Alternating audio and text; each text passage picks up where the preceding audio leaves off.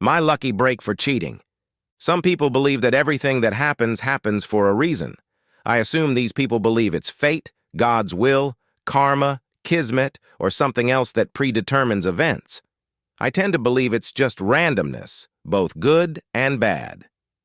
Sure, we can influence things by our actions or inactions, but for the most part, I think shit happens whether we want it to or not. My wife Amy and I planned a trip to the beach resort of Sea Island, Georgia. We bought tickets and made reservations. We invited her older sister Sherry to come along with her 2 children. Sherry is divorced, with children the same age as our 2, 7 and 9. We often do something together because all the kids get along well. I told Sherry that I would gift her this vacation in hopes that she would take over childcare for a few evenings to allow my wife and me to go on an adult outing. She enthusiastically agreed and joked with Amy about her little sister needing to put her feet in the air. We planned to travel together in our oversized SUV. It was about 6 hours to the beach, and I figured it would be fine for the 7 of us to spend that time in the car. We booked 2 connecting rooms with 2 queen-size beds in each room. Our stay was to last 10 nights. 2 weeks before we left, Amy was called into the big boss's office and told that she needed to go to Jacksonville to conduct a client meeting that the boss would not be able to attend. She was expected to attend a few social events on Saturday night and Sunday afternoon, and then have an extended contract meeting and negotiations on Monday. If all goes well, she could come to Sea Island and join us on Tuesday or Wednesday at the latest. Needless to say, I wasn't happy about traveling with Sherry and the 4 kids, but I couldn't think of any other way to handle the circumstances. That meant Amy would not be with us Friday night, Saturday, Sunday, Monday, and possibly Tuesday. Her company paid to get her to Jacksonville Friday afternoon and provide her with a rental car that she could leave in Sea Island when she joined us. Not a great start to a long-awaited family vacation. Bad luck happens. Mark, honey, I'm so sorry this happened. I was looking forward to spending some adult time with my husband, said an exhausted Amy, snuggling up to me. It was Thursday evening, and it had been a hectic week trying to get all the baby stuff ready for the trip. Amy had worked late into the night preparing for her important assignment. Now the 2 of us were lying in bed, too exhausted to even think about romance. It's okay. We'll have a week together in Sea Island. I'm excited, but I'm too tired to do anything about it. Me too! I was thinking about you this morning and I'm all wet, but now I can barely keep my eyes open, Amy said, yawning widely. The flight was exactly how I wanted it to be, quick and without incident. I rented a car and got to my hotel before 6:00. After tidying up a bit in my room, I called Mark. The call didn't last long as the house was in complete chaos while the kids were getting ready for their trip. I apologized to Mark for blaming everything on him and promised to call the next evening. I decided to grab a bite to eat, even though I wasn't hungry. The dining room was crowded, but the hostess said I could eat at the bar if I wanted. So I took a seat at the end of the long counter and ordered a salad with grilled chicken and white wine. As I ate, the bar began to fill up with new arrivals. About halfway through my salad, someone's face bent over the counter next to me and asked, "Amy?" It took half a second to realize the person was addressing me. I turned to face him and nearly choked on my last sip of wine. "John? Oh my God!" I turned my chair toward him and he leaned over and hugged me. "I wasn't sure if it was really you, but I had to make sure." "Oh my God, Amy. It's been what, 12 years? 14? I think we're getting old, John." "Not you.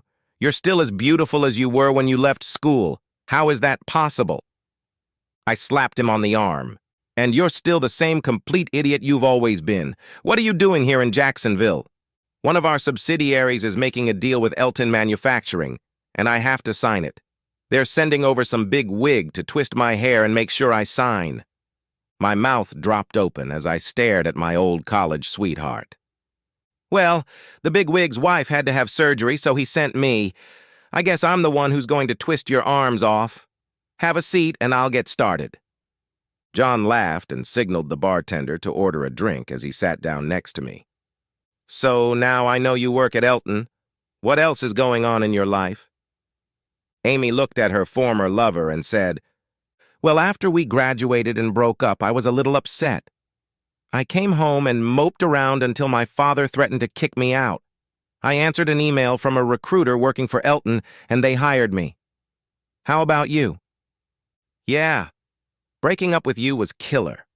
It took me years to forgive my father for sending me to Europe to work in his Paris office. I was there for 4 years. When I came back, I asked around about you and someone told me you were married. On the one hand, I was happy for you. On the other hand, it kind of broke my heart.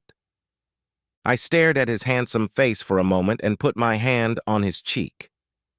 John, I never stopped thinking about you.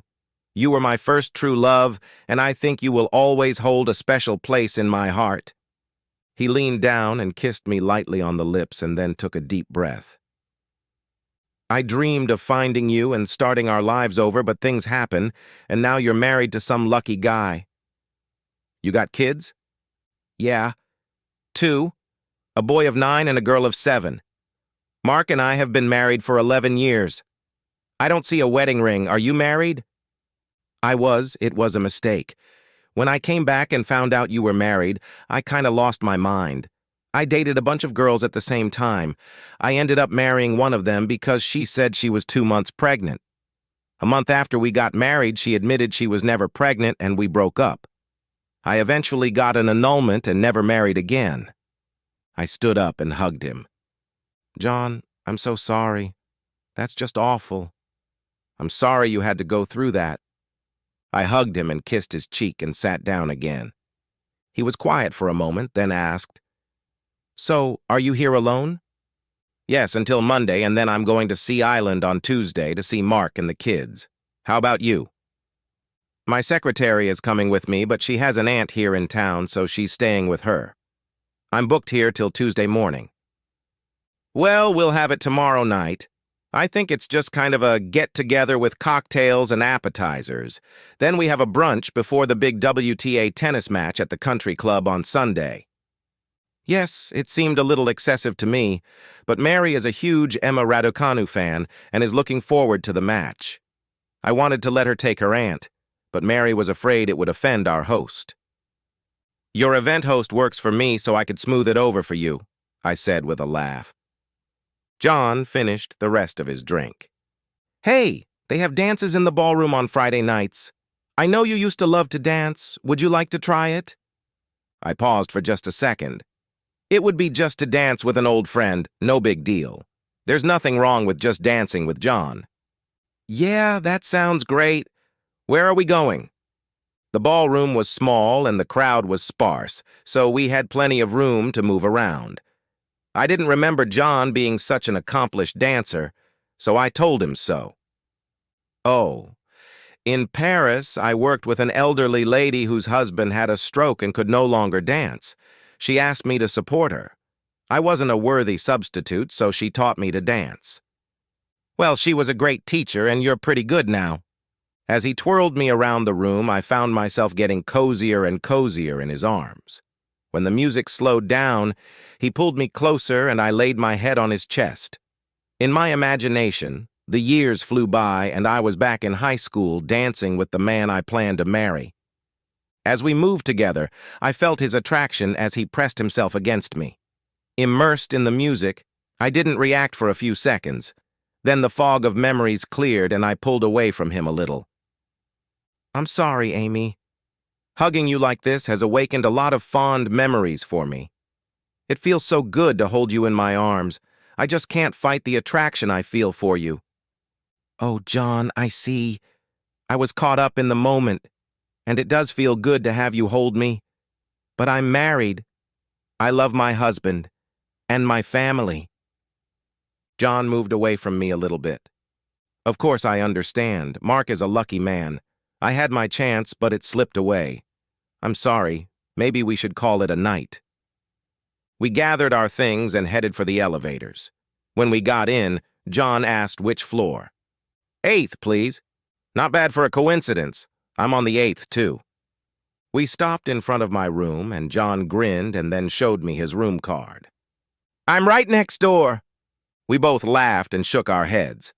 John put his finger under my chin and lifted my face. I knew what he was going to do, but I let him lean in and kiss me. It wasn't a long kiss, but it was a kiss of love. I pulled away, turned around, put my card in the door, and pushed it open. "Good night, John," I said as I closed the door. The next morning, when I got out of the shower, I noticed this. A door in the wall. The wall between my room and John's room. Oh my God, we have adjoining rooms. What are the chances of that?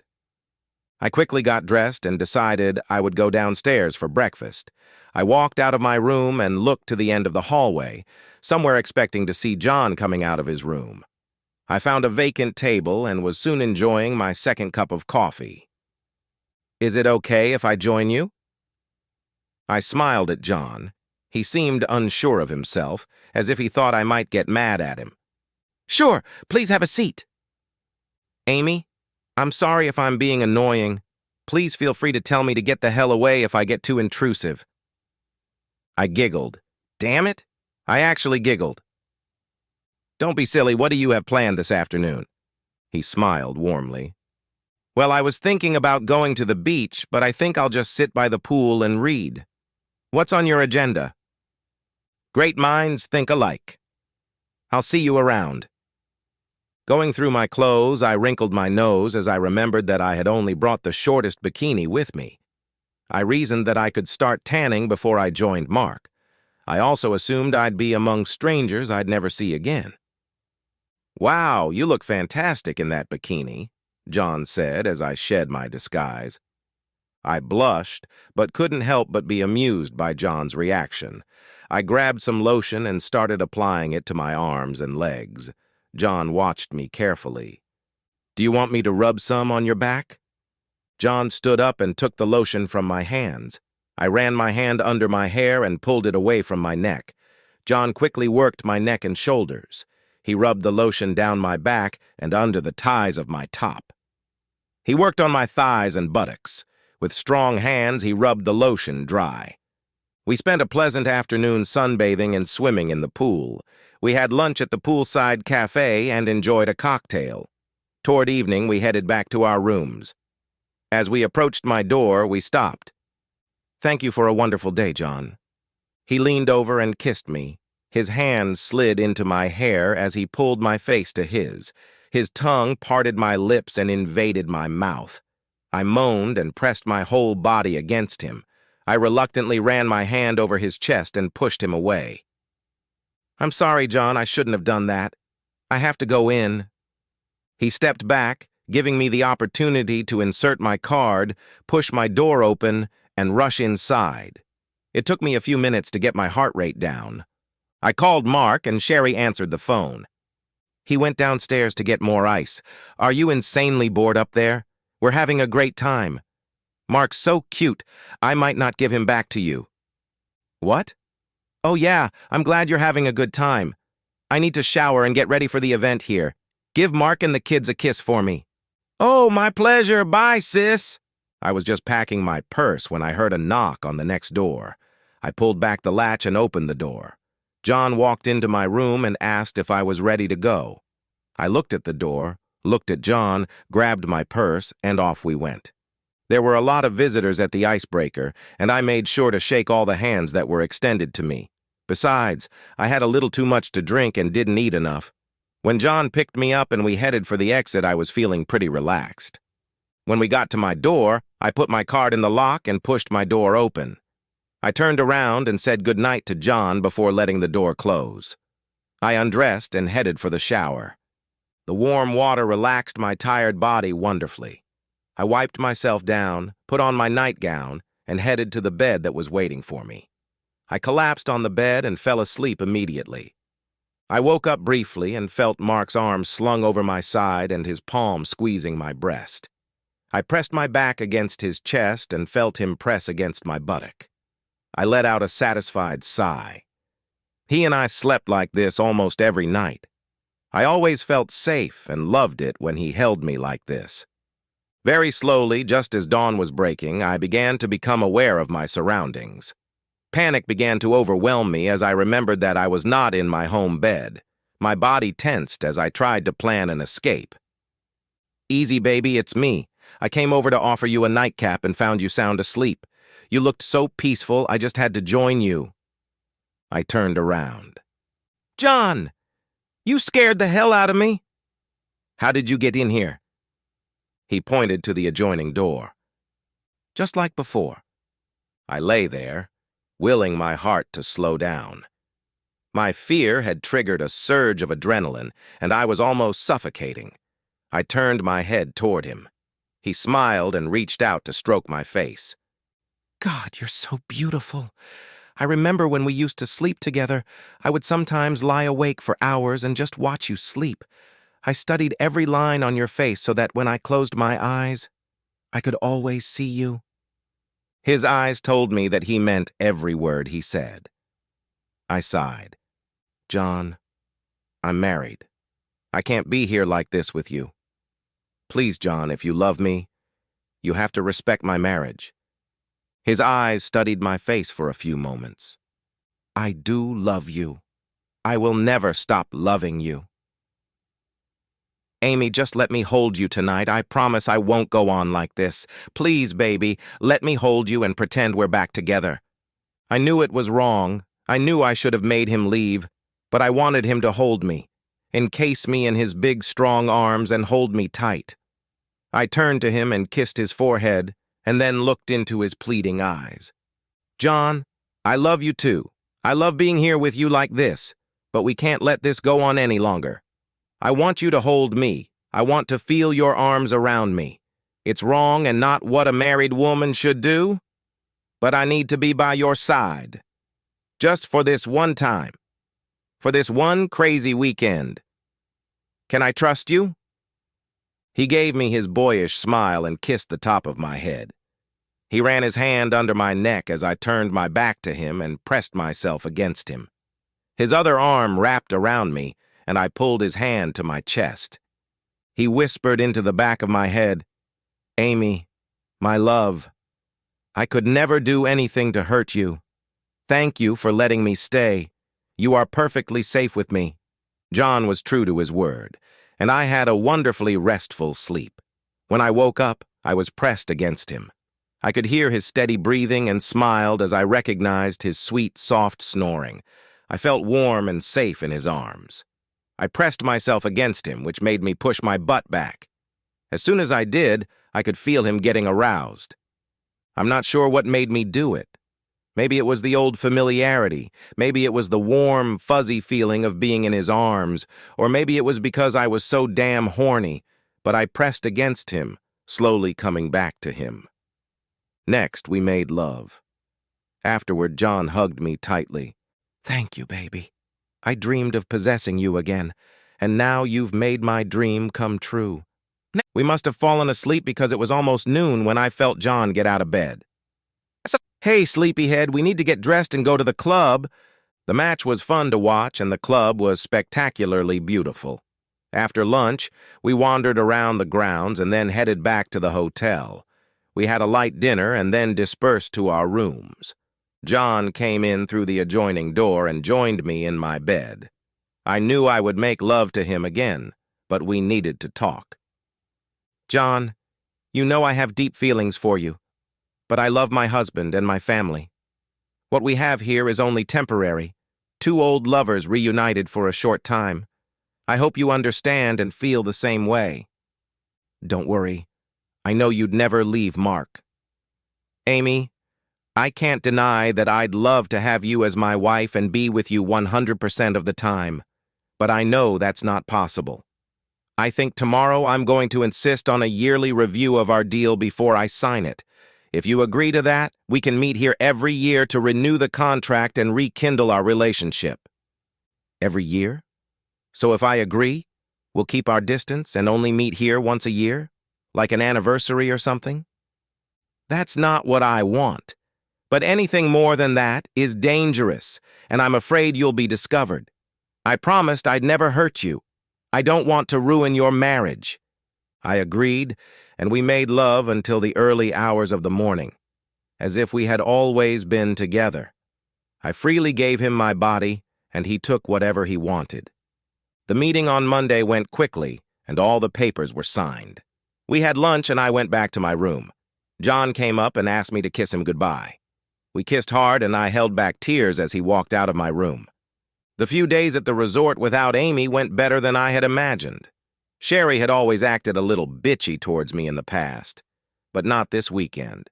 I had a good time with her while we entertained the kids. She looked great in her swimsuit, and I caught myself fantasizing about her. Damn, I was feeling horny. Sunday we spent all day at the beach, so by evening the kids were exhausted and quickly fell asleep in Sherry's room. We got the kids settled on 2 beds, and then decided to watch a movie in my room. I opened a bag of popcorn to share, so she and I ended up sharing a bed in my room. We drank some wine and watched a stupid horror movie that Sherry had picked out. As the movie got more and more intense, Sherry snuggled up to me. I hugged her protectively, and she hugged me back. I felt her trembling and pulled her against me. It took me a moment to realize that her large breasts were pressed against my ribs and I could feel hard as a rock. I glanced up at her face, but her eyes were fixed on the TV. I lowered my gaze and could see a fair amount of cleavage. Each scary scene made her jump up and down, and soon her dress was riding up her smooth thighs enough to expose her thigh-high panties. I lost interest in the silly movie as I glared at my slim sister-in-law. I had just started to raise my left knee to try to hide the protruding tent on my shorts when a dramatic event must have occurred in the movie. Sherry squeaked, nuzzled her face into my neck, and clung to my upper body. I reacted by putting my hand on her back and hugging her tightly. My protective embrace pulled her against my body. I patted her, and she slowly loosened her grip, but continued to keep her hand on my chest. She threw her head back a few inches and looked up at me from below. I smiled at her, and she lowered her eyes. "I'm sorry, that scared me. I'm sorry I grabbed you like that."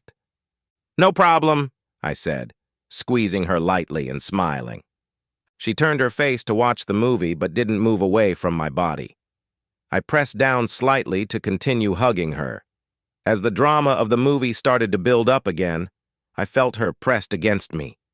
I tried to stay as quiet as possible, but she pressed harder against me. Very slowly, I began to make tiny circles on her back. She responded by gently stroking my thigh. It was so gentle, I wasn't sure if she even realized she was doing it as she stared at the screen. When the movie credits came on, Sherry turned her face to look at me. I pulled her to me, leaned over, and kissed her gently on the lips. She pressed herself against my chest and kissed me back hard. "Oh God, Mark, I want you so bad I'm ready to scream." I couldn't speak. My lust-fogged brain couldn't form any words. We made love to her. Sherry's eyes slowly opened, and she smiled widely at me. "It was everything I'd hoped it would be. I've wanted you for so long. Mark, I'm sorry, I just couldn't stop. Neither could I. This is so wrong. You're my wife's sister." "God, Sherry, I'm so sorry." She put her finger to my lips. "It's okay. We both just got carried away. It happened. Now we just have to live with it. We can't undo what we did. It just has to remain our secret." I nodded in agreement. What else could I do? We cleaned ourselves up and opened the door connecting the rooms. The next morning, the kids found us sleeping in separate beds. "Mom!" The kids screamed when I walked into our room. I hugged my children and fought the guilt I felt as I reached up to kiss my husband. I hugged him tightly and whispered in his ear, "I love you." "I love you too. I'm glad you're here. We missed you." I felt another wave of guilt wash over me. I suppressed the tears and made a happy face as I turned to the kids. "Let me get changed, and then maybe you guys can show me how to find the beach." Chaos erupted among the children, and Sherry said, "Go put on your costume and we'll organize this gang." The rest of the vacation went well. I made love to Mark several times, and my guilt lurked as I renewed my devotion to my wonderful husband. When Amy first joined us, she seemed a little out of sorts. I worried that I had somehow alerted her to what I had done to Sherry, but things got better and the week went well. Except for a few brief touches, I managed to stay away from Sherry until the afternoon before we left. We were all at the beach and Amy asked me to go and get some fast food. She didn't want to leave and wanted the kids to keep playing. Sherry volunteered to go with me and we went back to our rooms to get my wallet and keys. As soon as we entered the room, she started to take off her cover. "Hurry up! Get undressed! We can't wait too long!" We made love again. I collapsed next to her and she smiled at me. "Fucking awesome again. Why did you do that? Now I really feel guilty," I whined. Sherry laughed. "Don't worry, stud. This will be our last time for a while. Now clean yourself up and let's go eat." A week after we got back from the beach, Sherry was at our place, and Mark went golfing with some friends.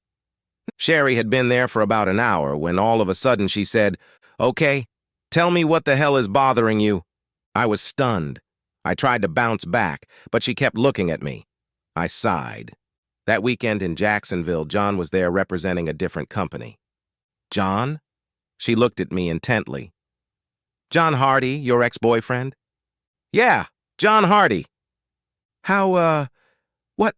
I mean, is he married now? Did you spend time together?" "Divorced, and yes, I spent a lot of time with him," I said, studying the floor. Sherry studied my face. "Oh my God, Amy. You made love to him? Oh my God. Keep your voice down," I cautioned her. "It wasn't planned. Neither of us knew the other would be there. All weekend we were together in everything. I tried to keep him away, but, God damn it. I still have feelings for him." My tears were flowing. Sherry hugged me. "It's okay. It's okay. You'll get through this. It was just a one-time thing and you'll probably never see him again." I looked at the floor and didn't say anything. I couldn't look at her. "Amy? What's wrong? Tell me what you did." He spent 2 nights in my bed.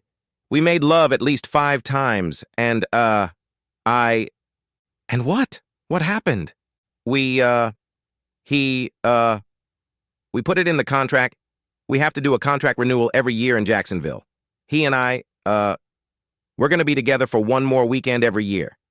I know it's so wrong, it's cheating, but I wanted it. I agreed to it." "Whoa, Amy! It's one thing to let a weird situation slip through your fingers, and quite another to plan an annual reunion." I know. It's not fair to Mark, but I want this, Sherry. I think if it's only scheduled for 1 weekend a year, we can stay away from each other the rest of the time." My tears flowed, and Sherry put her arms around me. She seemed to be deep in thought.